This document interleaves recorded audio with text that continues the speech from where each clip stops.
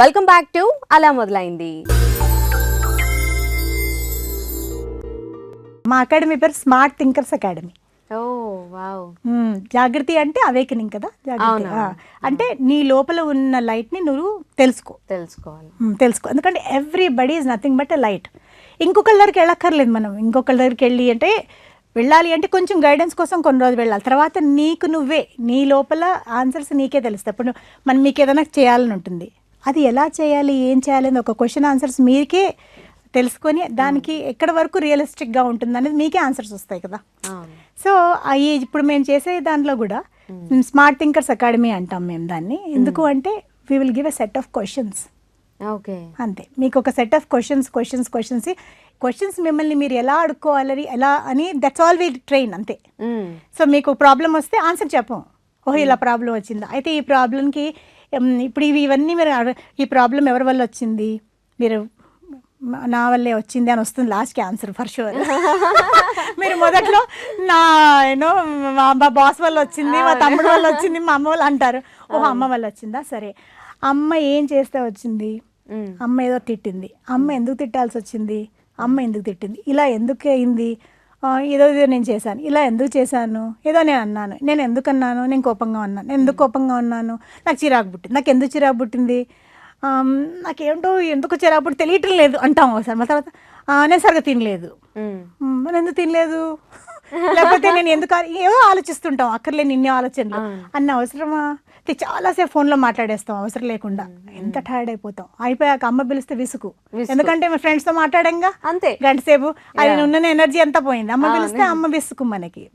అమ్మ విసుకుంటే అమ్మకి పాపం అప్పుడే ఎంతో అలసిపోయి ఉంటుంది, అమ్మకి సహాయం చేయాలని ధోరణి ఉండదు, ఇంకా విసుగు ఇంకా డిమాండ్.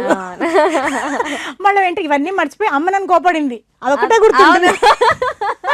ప్రాబ్లం ఏమో మనది ఏమిటి, నేను రెస్ట్ తీసుకోలేదు, నేను టైర్డ్ అయిపోతున్నాను, నేను అక్కర్లేనుగా నా టైం అంతా కూడా నేను అన్నెసెసరీ వాటిలో స్పెండ్ చేస్తున్నాను, నా టైం నేను ఎఫిషియెంట్గా వాడుతున్నాను, నేను మాట్లాడుతున్నాను, అక్కర్లేని వదిలేస్తున్నాను, అక్కర్లేని తలకాయ నొప్పులు పెట్టుకుంటాను. ఊరికే జడ్జ్మెంట్స్ కూడా కదా, వాళ్ళు ఎలా పెట్టుకుంటే వాళ్ళు నా వల్ల అలా పెట్టుకున్నారు అని ఊహ, అజంప్షన్స్ అంటారు. You just assume things. అది నిజమో కాదో మనకు తెలియదు. వాళ్ళకి ఎన్నో బాధలు ఉండొచ్చు కదా, వాళ్ళకి రకరకాల, I mean everybody has some problems, some set of problems.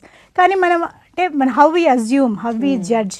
So మనం ఆ సెంటర్ నుంచి పక్కకి వెళ్ళిపోయి అదంతా నెత్తిన పెట్టేసేసుకొని సో టైర్డ్ అని మాట్లాడితే I'm so tired, I'm so exhausted అంటాం. అంటే తెలియకుండానే మనం ఈ వర్డ్స్ వాడుతున్నాం.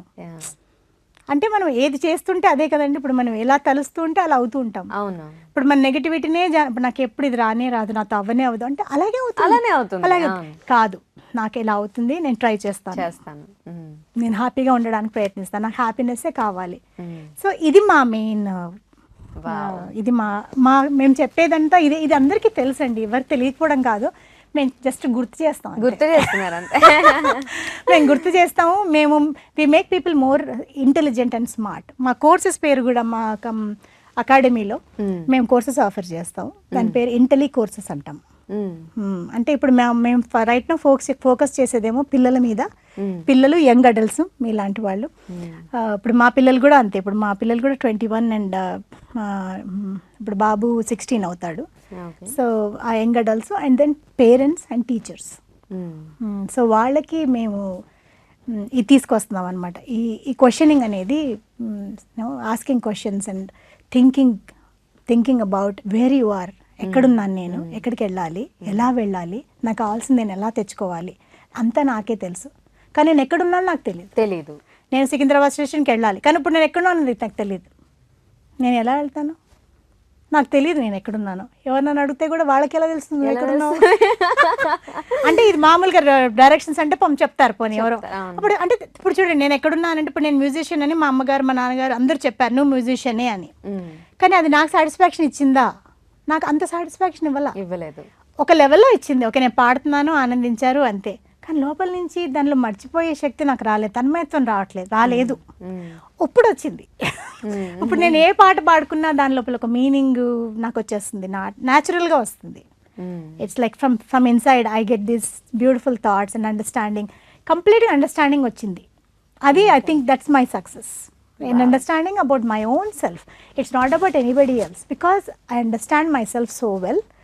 So I can understand you or anybody because మీరు బాధపడుతుంటే ఐ ఆల్వేస్ అండర్స్టాండ్ నో బాధపడుతుందో టైర్డ్గా ఉంటే I need to give some space అన్న అండర్స్టాండింగ్ నాకు వచ్చింది. అప్పుడు నేను వెళ్ళేసి మిమ్మల్ని బాధపెట్టి ఎందుకు మాట్లాడటం లేదు, ఎందుకు అలా ఉన్నావు, ఫస్ట్ ఆఫ్ ఆల్ మీరు అలా ఉన్నారు. ఇంకా వచ్చి నేను 10 ప్రశ్నలు మిమ్మల్ని అడిగి ఎందుకు అలా ఉన్నావు అంటే "చెయ్, ఊరుకో" అంటారు, కోపం వస్తుంది. అదే అండర్స్టాండింగ్ అయిన వాడు ఏం చేస్తాడంటే క్వైట్గా ఓహో కొంచెం బాగాలేదు, కొంచెం టైం ఇద్దాం, ఇప్పుడు అడగకూడదు మనం.